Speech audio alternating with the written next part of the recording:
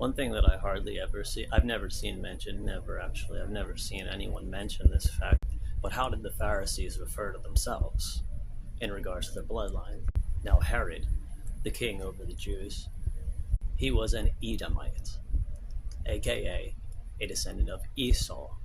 Now, never do the Pharisees claim to be the descendants of Jacob, of Israel. They never do. They always say, fellow sons of Abraham, a term which includes both Ishmaelites and Edomites, the descendants of Esau.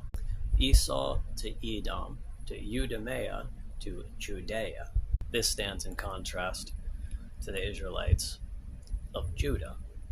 This is in contrast to the woman at the well in Samaria, who refers to her father Jacob, Israel.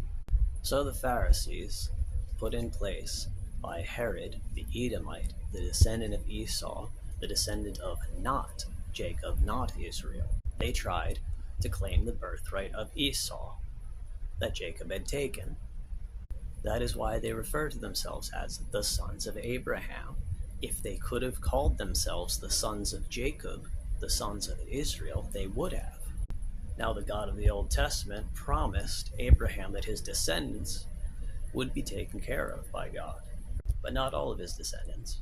So theoretically, if all of the sons of Jacob died out, then the only people left would be the sons of Abraham through Esau, and God would be forced to take care of them. These sons of Abraham were trying to worm their way into an inheritance that was not promised to them. Being a son of Abraham, a descendant of Abraham, does not mean a son of Israel. But if all of the other sons of Abraham were dead, God would have to bless the descendants of Esau, wouldn't he? The sons of Abraham is a loaded term. It was an effort to lump them in together with God's chosen people. Consider the term Judeo-Christian. Consider, in a political sense or a racial sense, fellow white people. But stick with me, that's not the main point. The sons of Edom, of Esau, of Ishmael were always trying to connect themselves with the true chosen ones of God. That's where we get Judeo-Christian from today. Buddhism has just as much in common with Christianity.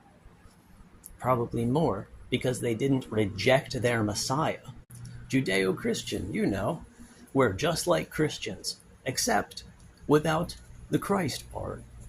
Okay, so the opposite. Sons of Abraham, but not sons of Israel.